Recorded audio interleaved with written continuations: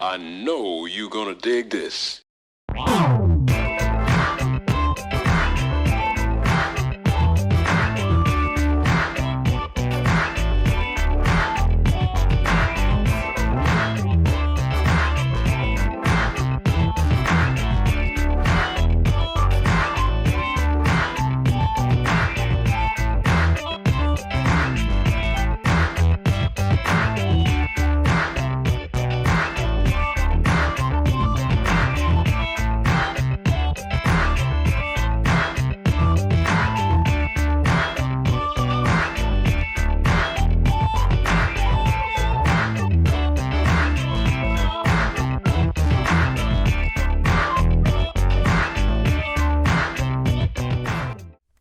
This is Rhine McLin, host of the Funk Music Hall of Fame and Exhibition Center's award-winning show, Funk Chronicles, recorded live here at DATV Studios in Dayton, Ohio.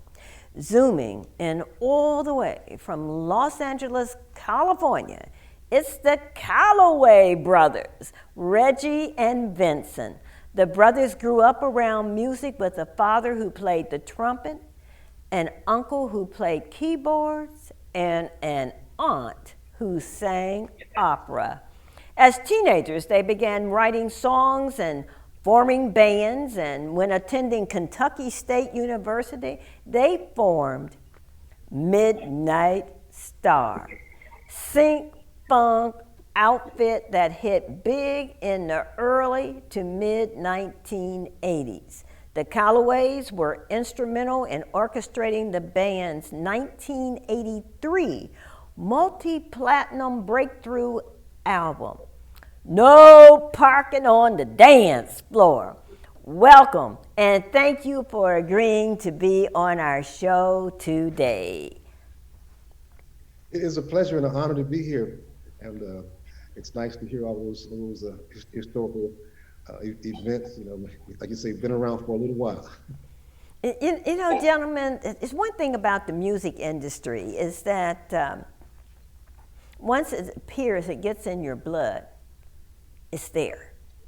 And you're going to make it work one way or another. And knowing that you came from musical families and to be brothers and still hanging there together in this day and age is such a compliment to your upbringing and your commitment to each other and music. So I just want to start off saying that just warms my heart to just see that happening. I don't know which one is the oldest or the youngest, but you all look so young anyway, it doesn't matter.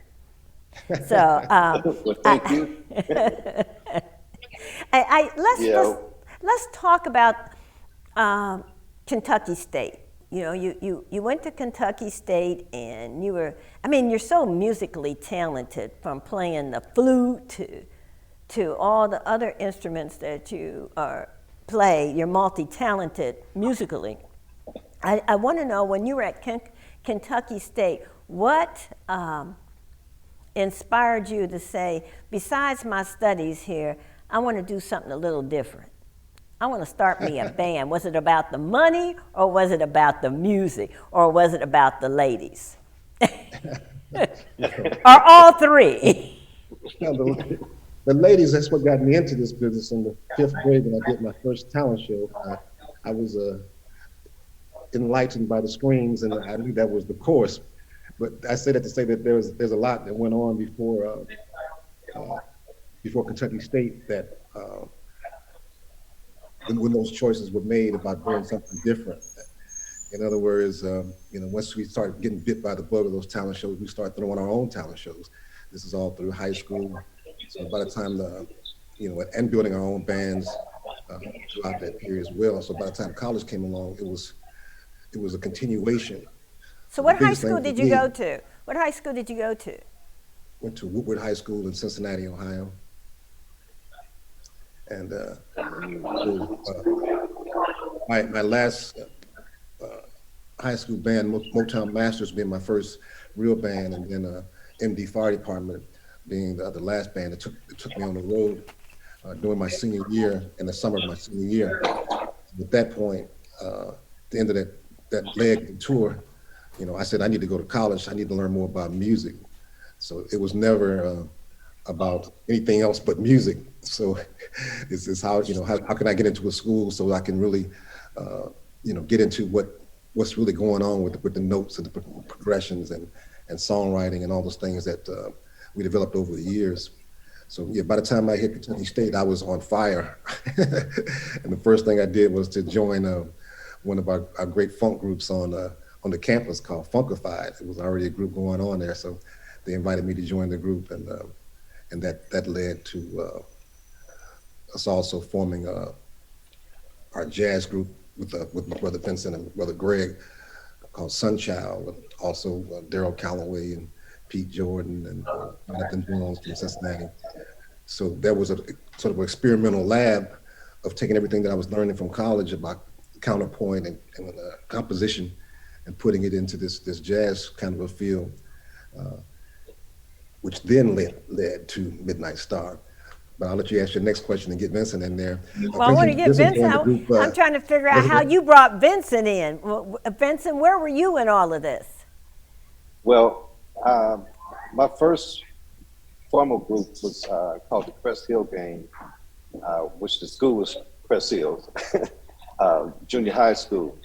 And at the time, Reggie and Greg were at Woodward High, but they would put on concerts, outdoor concerts. So my group would go over there and perform. They would bring us in to perform at their shows. And then later in high school, had a group called TNT Powerhouse that we did all kind of gigs, any kind of gig you can think of, from proms to private shows, whatever you can come up with. And of course, I was still in high school. Reggie gave me a call one summer afternoon, asking if I would come down to help them put together a demo to try to get a record deal. And at that time, I had talked to my mom, and she, recommended that I may want to consider staying with my, pretty much leaving my old group, because at the time, a lot of the members were older and it wasn't exactly into rehearsing and want to get to the next level. So I made a decision to leave the group. And I guess it was about 2 weeks later, Reggie called and said, come down and meet us in Lexington and try to get a record deal. So I packed up everything and took off. So that's how that started. So when you went down to join Reggie, did you go to join school as well, or just to join Reggie and the band? Just to join Reggie. Okay. Midnight Star, they were doing a show in Lexington, and I just packed up everything as if I wasn't coming back. I got my blessings from my mom and my very first martial arts instructor, Grandmaster Fagan. Sat down with them individually, and they gave me their blessings, and I took off. I hadn't even finished high school, so that was my story. So the group, after that particular show, we wound up in Louisville, Kentucky, and we had nowhere to stay. And I think the group was ready to, leave school and make it a full-time, journey. So our father and our uncle, Julius, kept our grandparents home. And after they passed away, and they gave us the house, as our first band house. So we moved in and started rehearsing. And at that point, Reggie was playing trumpet. Reggie plays trumpet, Bill Simmons on saxophone, and I was playing trumpet at the time, and needed to fill out the harmony, so I needed a trombone. So I bought a trombone for $25 from one of the band members' friends, and they put me in the group. So I never went home. I know I think sometimes what we're doing in the process of you being able to tell your story, you get the opportunity to reminisce, to say, wow, we really have come a long ways from where we actually began. And that's a good thing sometimes, because sometimes we get stuck where we are and we going like, oh, really? But when you look back and you can smile about that journey, and it makes it even better where you are. For sure. Yes. So now we're at Kentucky State. We're moving on to the to the band, the Midnight Star, and so here we are. How's that work? I mean, who's managing? Who's where are we going? I mean, we're playing. Tell me, what key are we in? Reggie, where are we going? Where are we staying? How much money we making? What are we doing? Nailed it, right? But as I was saying earlier, that first year or two at Kentucky State, it was funkified, the college band when school was in, and then at the summer it was Sunchild, the jazz band. So we were alternating wherever I come home and alternate. Sunchild reached a point to where... Now, excuse me, was Vincent with you at this time? Yeah, Vincent was with me in Sunchild. So he was with me in the summertime, and during the fall of school time, he wasn't. So he hadn't joined yet, and I hadn't formed Midnight Star yet. But after 2 years of being on and off with that situation, Sunchild broke up right when we were about to start doing showcases and really get out there. And that was frustrating and heartbreaking. But my brothers, you never break up with your brothers, so Vincent and Greg were still always there. But this time, going back to school, I wrote in my journal that, I want to form one of the greatest groups in the world. And I want people that have like minds, who are willing to make the sacrifice, who won't quit right when it's time to make that next step.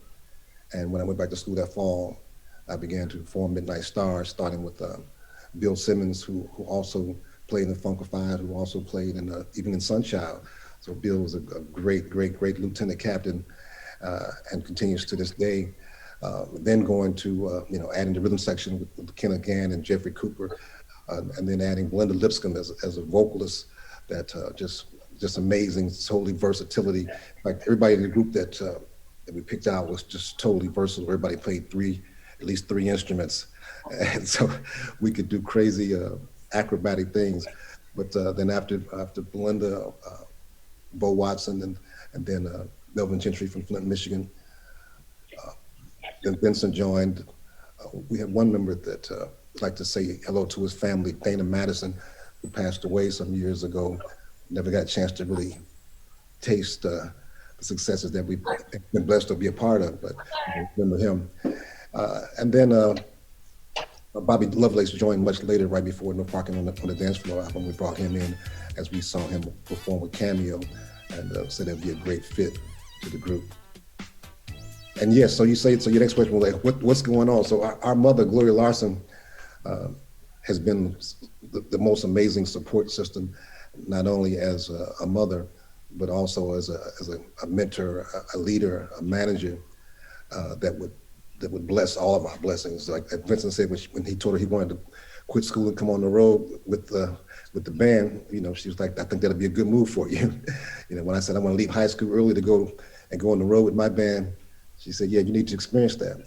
When I said I want to quit college and make this band Midnight Star a success, she once again not only said that's a blessing, but she joined in and began to help organize and structure the band from all the way up from how to wash dishes and make beds, all the way to financial reports and receipts and concepts along the way. So yeah, we've been really, really blessed to have that type of hands-on experience.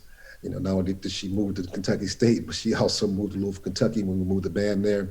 And then the ultimate sacrifice was, once we left Louisville, Kentucky, letting the band live in her Cincinnati home, our Cincinnati home, 9 band members and the 3 road crew, moving into the house to making it the ultimate Cincinnati band house in Avondale.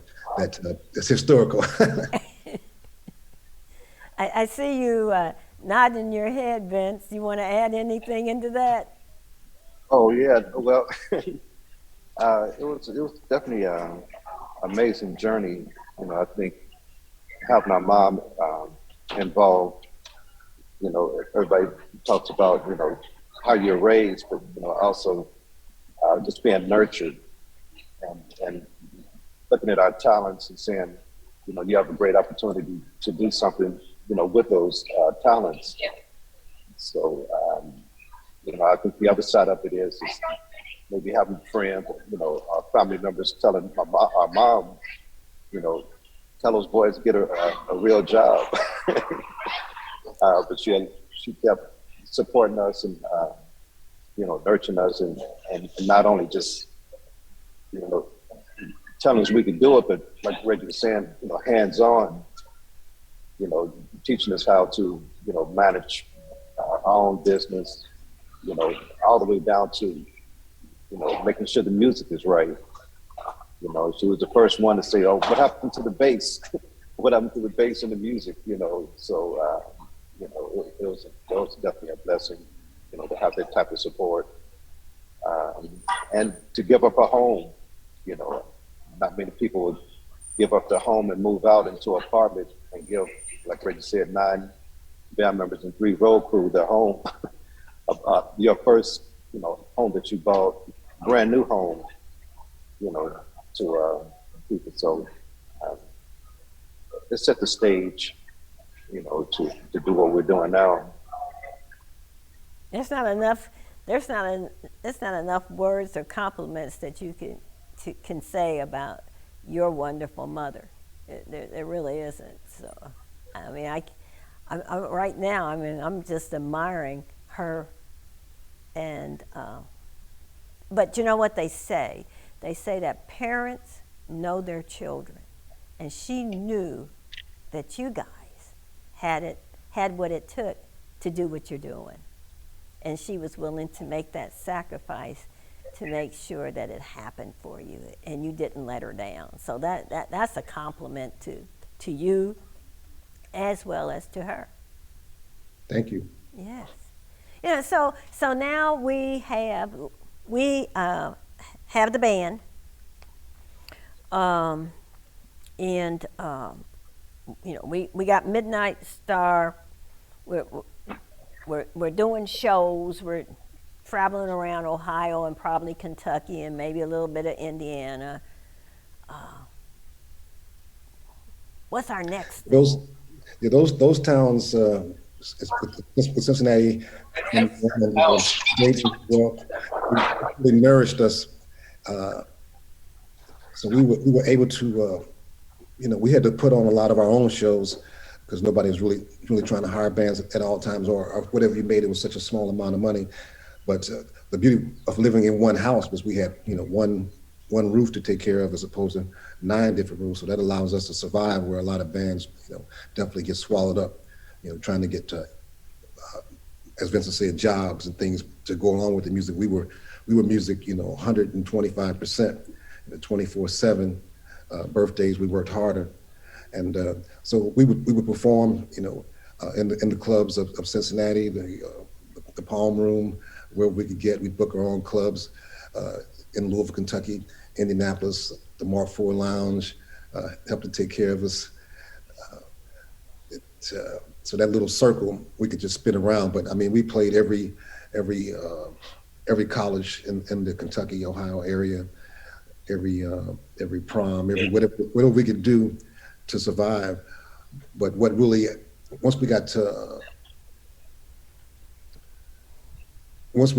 decided to leave Louisville, Kentucky,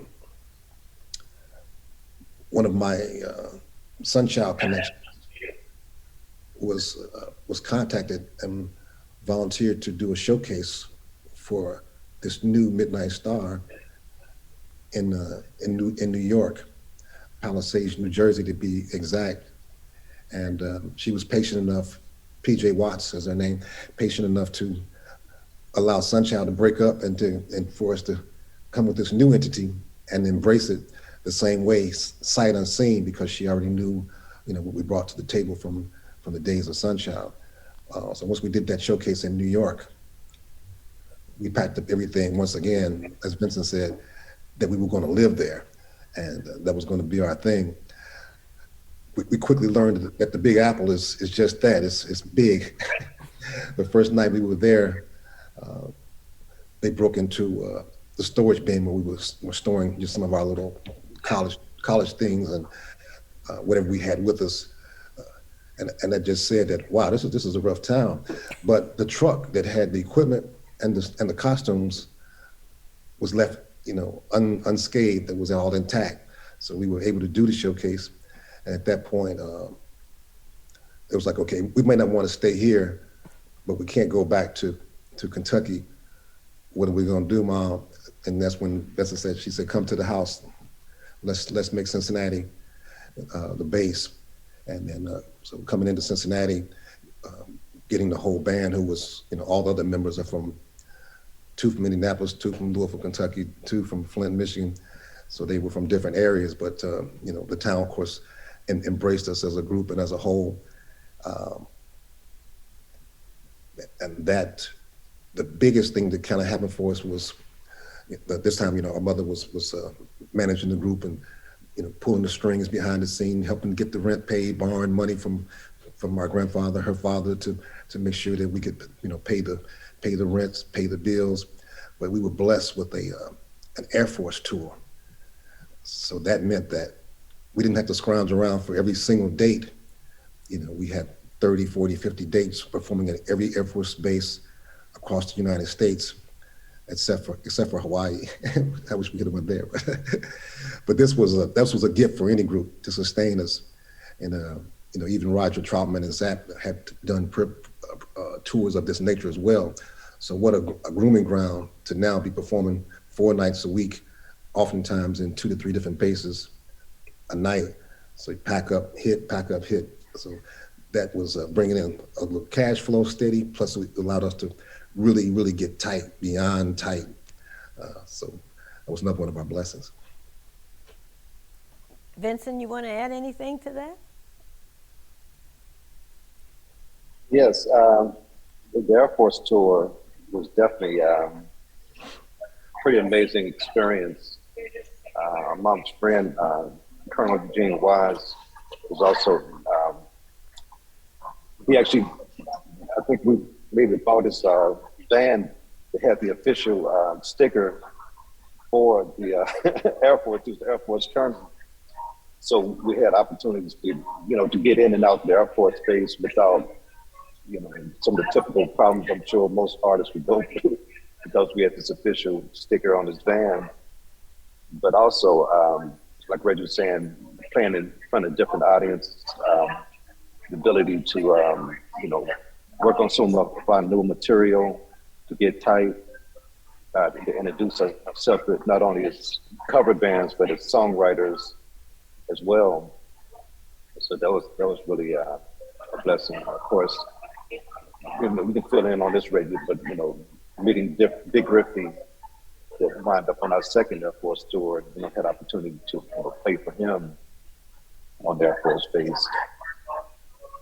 But you could pick up Reggie. Yeah, that Air Force tour served us incredibly, because once we did that showcase in New York, word was sent to Dick Griffey that there's this band that he needs to sign. So he began to search us out, and the Air Force tour was a before we did the Air Force, before he came to see us there. Let me go back a little bit. So Dick Griffey heard about us. He wanted to come to Cincinnati, Ohio to see us. He wanted to do a showcase. So we secured the Palm Room from a dear friend, manager and owner, Roger Nelson. So we had an afternoon where nobody's in the club, totally empty, just us, the band performing, and Dick Griffey in the audience. And we performed that showcase. And Mr. Griffey's incredible ears says, it's like there's a note missing. And we didn't want to tell him that Bill Simmons, our saxophone player and also background vocalist and keyboard player, had a collapsed lung. He was sick. He was there, but he couldn't perform.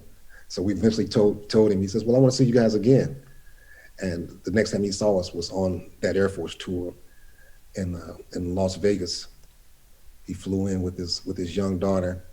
And now instead of playing in front of an empty club, now we're playing in front of hundreds and hundreds of airmen and airwomen and his little daughter. So when he saw the crowd's reaction to what we were doing, and Bill was also back, so it was like a wrap. And before we could get to the next base, he was calling saying, do y'all want to sign with my little record company? And of course we said, yes, we do.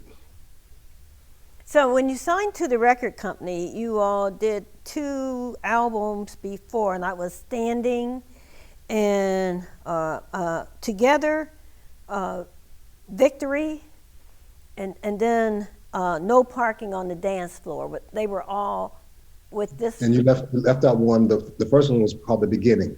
The Beginning. Yeah, then Standing Together, then Victory.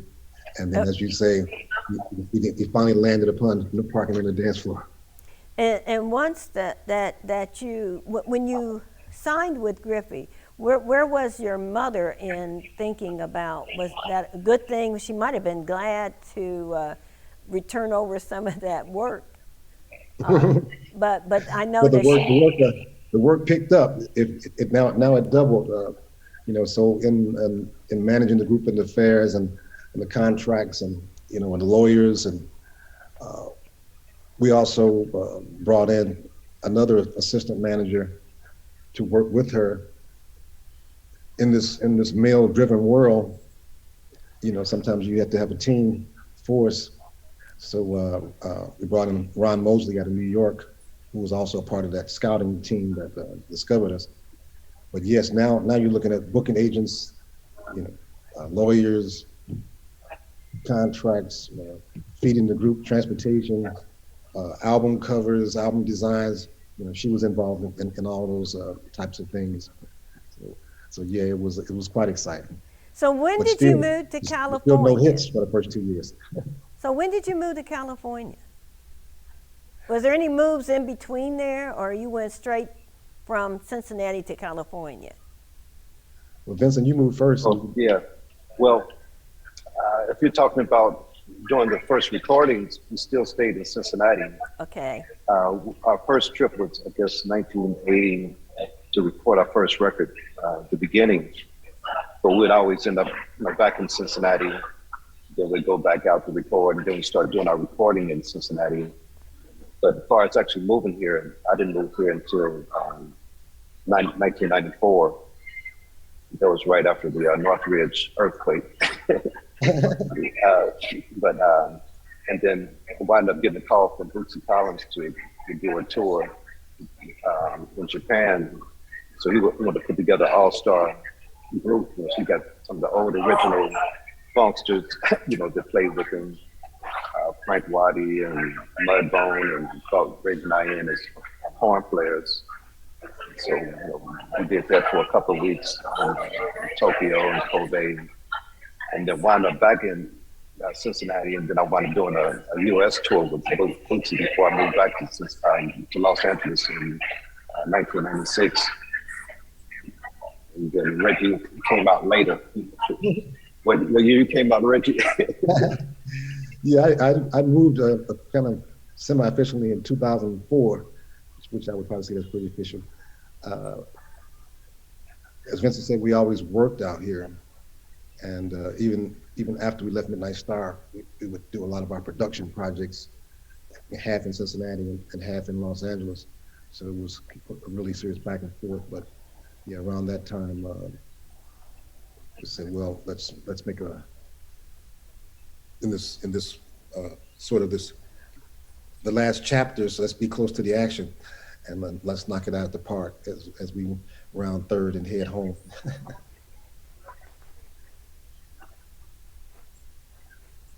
Well, I was going to ask that, because Midnight Star had a long longevity.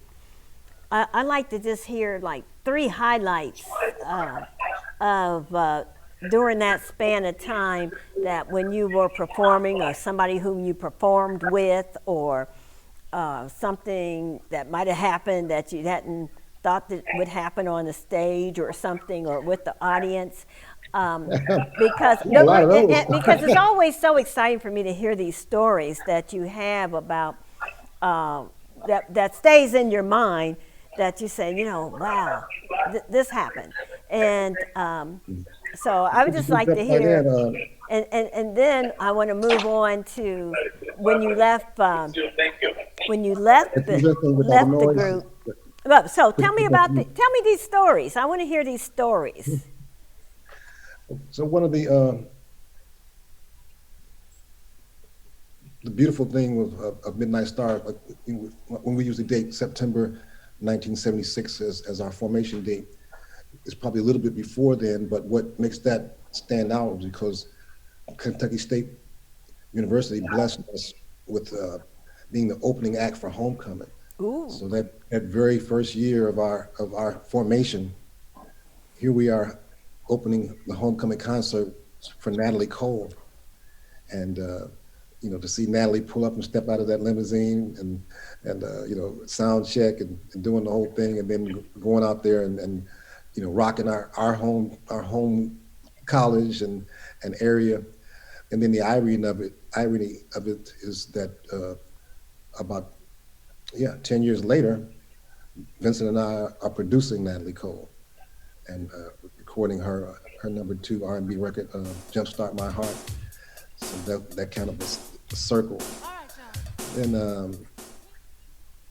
there was a time that Belinda fell off the stage doing slow jam in Indiana at a concert. She fell into the orchestra pit, they call it, and we were doing slow jam, and so Bo jumps down in the pit after her, and we finished the song with them in the orchestra pit, and she was not hurt too badly, so that was a blessing. But she did get some neck pain. But you tell us a couple stories, Vincent. I'll come back with a couple more. Oh yeah. Well, I think for every musician, you know, we grew up watching Soul Train, and so we're watching all our favorite, you know, artists on Soul Train, and then to get an opportunity to perform on Soul Train, you know, with Don Cornelius, that was like, oh man, we know we done made it. So, you know, then we did American Bandstand, which was, you know, I think we're probably one of the last groups, you know, self-contained groups, you know, which is pretty historical for us. Then I think playing at the Cincinnati Jazz Festival was definitely, you know, because we go to the OJ, watch Eddie Levert, you know, stand 10 feet from the microphone, singing "Let Me Make Me Love You." Is that what it was, Reggie? Yeah, but, yeah. But to get an opportunity to perform there, we performed there twice. And the second time, you know, of course, Freakazoid was a smash hit. And another thing, our first tour was with Rick James. Oh my!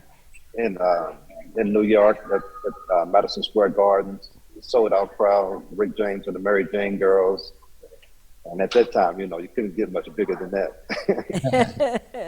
So there was some pretty historical, and there was so many different amazing events that happened, but it just kind of reinforced that we followed our path and kept pushing forward.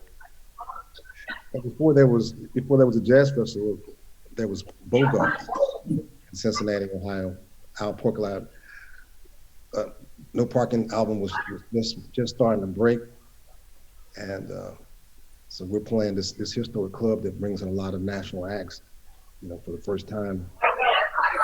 We were upstairs in our dressing room. There's a window that looked over the street. So after sound check, you know, we looked out the window and said, "What if there was a line going around the block? See these people coming to see us in Cincinnati, our hometown?" And that's when we knew that something was shaking up, something was going down, and we were finally, you know, being recognized. And that excitement, like I say, when it's your hometown, it even feels even better. You know, that is so. I mean, that is so exciting to just reminisce with you as you are going over these highlights in your mind. So, how many Grammys have you guys gotten? Well, we've had our songs being nominated 6 times, and as far as last night won the Grammy for best R&B group duo with the Pips for Love Overboard, and so the rest were nominated. And then as a songwriter, I was nominated for Casanova. So we haven't won any direct Grammys. We do share in the lattice as recognition as producers and songwriters. So it's been a treat. So every year from now, we'll be resubmitting more music to the Grammys for consideration. So we keep it going. You know, one of the things that do you want to talk about why the group disbanded and you changed your direction? Yeah, sure. I think that's probably the way that you just said it, in direction. You know, in every group, in every marriage, you know, you want to grow together, and you know, and keep that unity and that progression. But I think it reached a point where if different factions of the group wanted to go in different, or should I say, maintain a direction to where we were at, you know, we were at growth point. The growth points are the hardest part to get by. You know, do we grow, or do we just stay as we are? And as the founder of the group, putting the group together under a, you know, one for one, one for all type of situation, it was important to me that the group stayed together, you know, rather than doing what a lot of band leaders do and splitting the group or have, you know, different facets of the group. You know, I always knew that, not always knew, but I always felt that that I could survive in most any given situation. And it was easier for me to allow the group to stay intact and move on, you know, and continue to pursue, you know, all the things that we set out to pursue, than to be a spoiler or whatnot. So in '86, I left the group, and Vincent followed very shortly after, and we began to produce other acts. You know, we had four #1 records in a row, back to back with Casanova and Jumpstart and Level Board and Joy, and we'd already come off of you know, hits for some of the Solar acts, the Whispers and Climax, and then you know, knowing that one day, getting back to the artist side, that we would form the duo Calloway, the Calloway Brothers, you know, and then have a, you know, #2 pop record in the world with platinum singles for that, and you know, 10 times platinum with NSYNC. So it's been a lovely road, and there's still things that we want to do, you know, as far as movies and film scores, and so there's no end to the boundaries of possibilities. Vincent.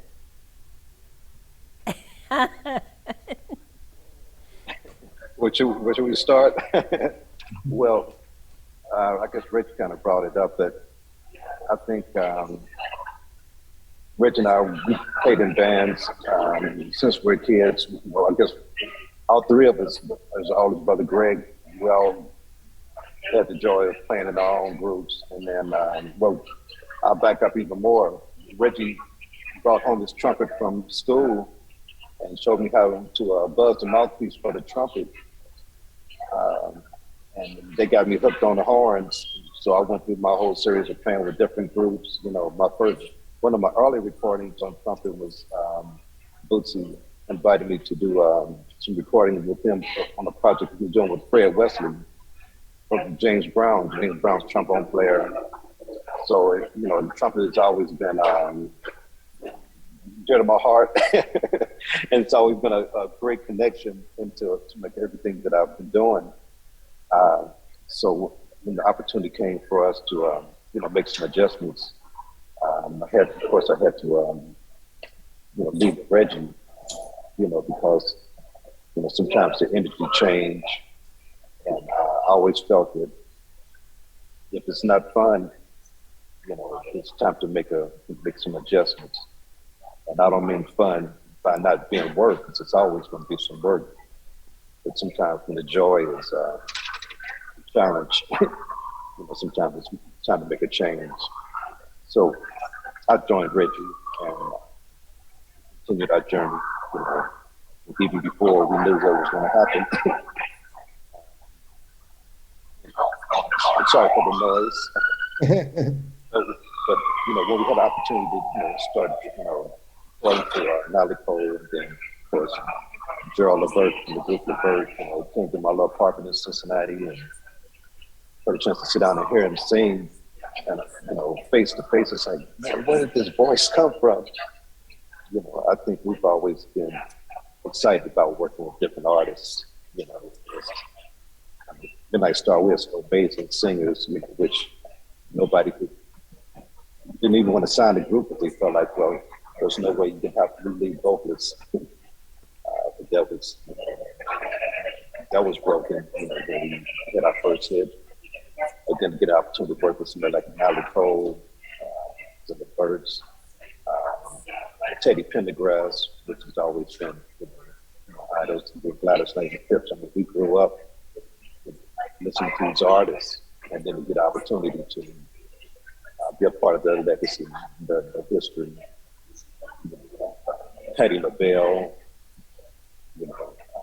he just have always been around, great artists that inspired us. One of all these shows was opening up for Stevie Wonder and B.B. King, at the Cincinnati Jazz Festival. Sampler is what they called it. So it's a lot of events that inspire you to keep going and let you know that you're on the right path. So getting a chance to perform with my brother on a daily basis, as the Calloway brothers, I think it's pretty awesome. Calloway Brothers, it has a nice ring to it. I like that. Well, we train. Yeah, I'm sorry. We train together. Twice a week. Go out to dinner. We still do things that family. I think family should do. I hear so many nightmare stories of people that don't talk to their siblings, and not just because of distance, but just no love. Well, I mean, it's very apparent, Vincent, that you and Reggie love one another and respect one another, and then the blessing is you all happen to be family. So you're the Calloway brothers. So let's talk about where you are now. Where do you see the Calloway brothers? Oh, that's beautiful. Yeah, this is such an exciting time, and it's an incredibly exciting time for the independent artists. So now, as independent artists, we're not constrained by putting up one album years and or having to account to anybody. So every opportunity we get to release new music, we're going to do that and actually pick it up to another level. In the last couple of years, we put out the song "Politics," the Calloway brothers, that encouraged people to vote. And then the last major election was the largest turnout the world's ever seen. So we feel like that made that song a good song. It's Politics. a good song. And when the flood hit Houston, we wrote a song called "Houston" that we put out to encourage people to help and raise money for books for the school system that lost all of that. So we get to be ambassadors to the world more, and speak out and be the storytellers of what's going on. We have a new song for the summer. I can't say the name of it, but it's all about getting yourself in shape and getting recapturing that part of your youth that's timeless, that's ageless. You have to be the best you are where you are. You can't be 60 and trying to be 20, but you can be the best 60 that you possibly can to rival that. Let's encourage things of that nature. I'm also, on the board of directors for several organizations, including the Funk Music Hall of Fame, as one of the advisors and board members, but also the Indiana African American Archives, California Copyright Conference, which teaches about music copyrights and ownership and things of this nature. And what I'm really doing that I'm really proud of right now also is in the finance industry of the music industry. being able to help artists and creators and their business that are receiving royalties get an advance and allow them to use more money today to reinvest in themselves for tomorrow. So that is totally liberating. Companies called Sound Royalties. I'm director of music royalty funding there, and invite everybody to reach out to me on any of the social medias at Reggie Calloway that's receiving royalties and they want to get an advance. Let us walk you through that process. So we'll open up doors on all sides, and Vincent's very, very active. I'll let him jump in there. All right, Vincent. Yeah. Yes, I've been in martial arts, I would say most of my life now. I'm coming up on 50 years. And I've used that, even during Midnight Star, early days in training, making sure everybody's in shape, make sure everybody's breathing is regulated, for dancing, singing. I mean, I think a lot of our signing was based off of our live performance, which was a high energy group.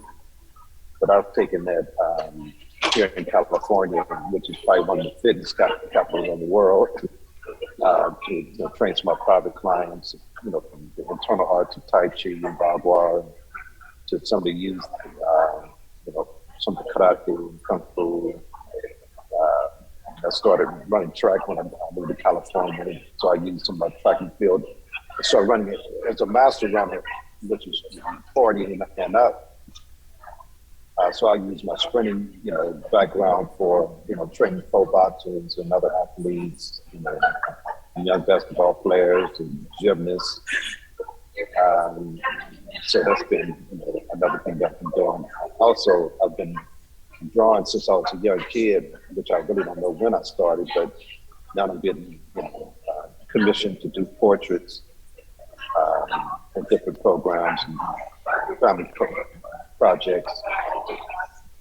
So I spend a lot of time drawing. That's why I'm at my office now, my Starbucks office. I just do some sketches and figure out some projects. But it's just art has been a tool for different things, even doing performance, whether it's designing some stage setup and different things like that. So, Vince, I'm going to start with you on why do you think it is necessary to have the Funk Music Hall of Fame and Exhibition Center? And then I will go to you, Reggie. Vincent, what are your thoughts? Vincent. I think it's historical. All the great artists that came out of this area, out of the Ohio area, is all over the country, because everybody follows the funk. And I think, Dayton, Cincinnati, it's all been just amazing to have the different artists from Bootsy Collins, Colin Funkadelic, James Brown, which is one of the Godfathers. We had a great story of an opportunity to meet James Brown when we were young kids. I mean, I was probably maybe 8 or 9 years old. Our mom opened up her first business as a florist, flower shop, as well as an old-fashioned ice cream parlor. And she found out that James Brown was in town and asked would he come to the grand opening. And he said he would show up if there wasn't a big crowd. So, that's when Say It Loud, I'm Black and I'm Proud was out. So, this kind of started some of our earlier experience with funk music. Just the whole history of it, from Roger and Zapp and on and on and on. So for us to be a part of it, definitely an honor. Thank you, Vincent. Reggie? I think Vincent really hit that mute button, really nailed it. Funk music is that next level of R&B that really, really changed the world. I'm old enough to go back to the Motown days of very, very popularized R&B, then to transform that into this this bombshell that blew up in in Ohio, the area, and even down south. And when James Brown said "make it funky," then it took on a whole nother world. It brought with it a dance style, a certain type of confidence.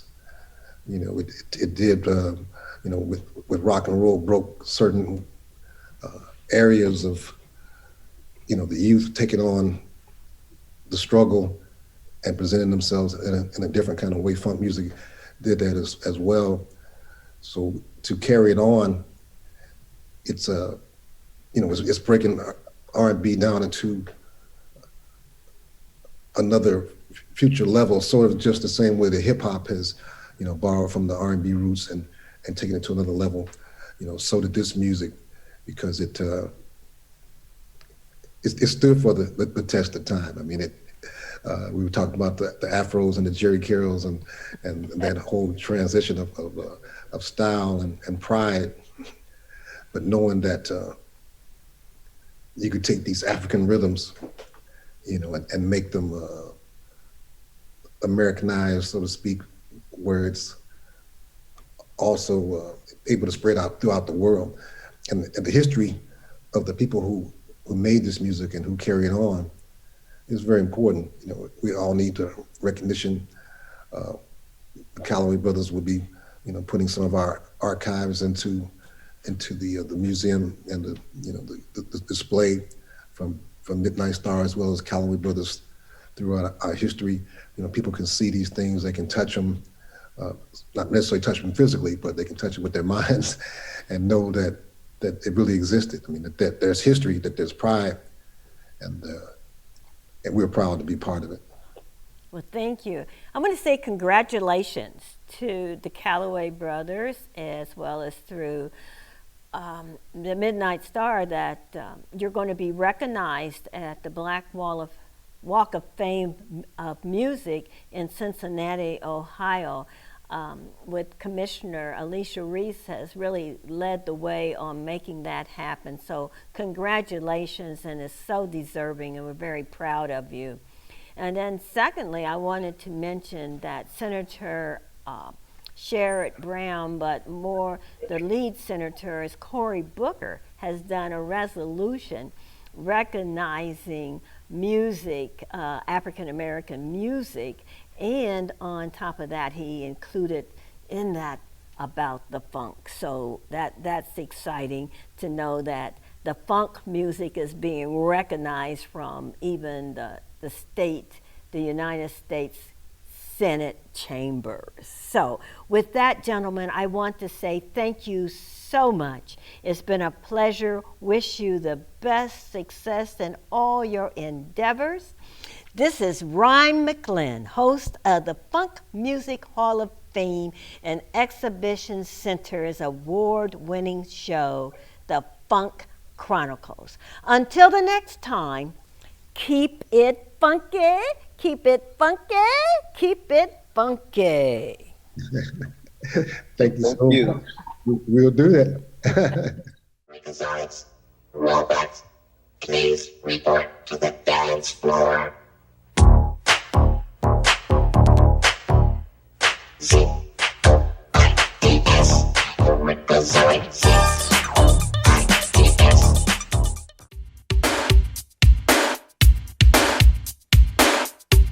Cash, cold, that's what I need.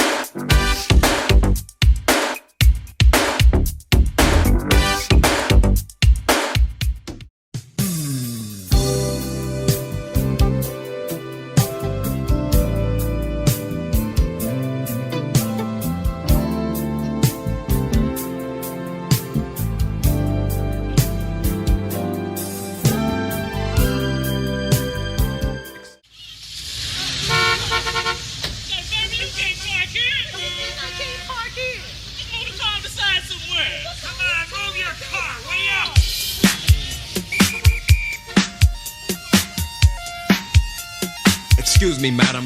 You're standing still in a no parking zone. you don't get a move on that body, I'll be forced to give you a ticket. So get with it.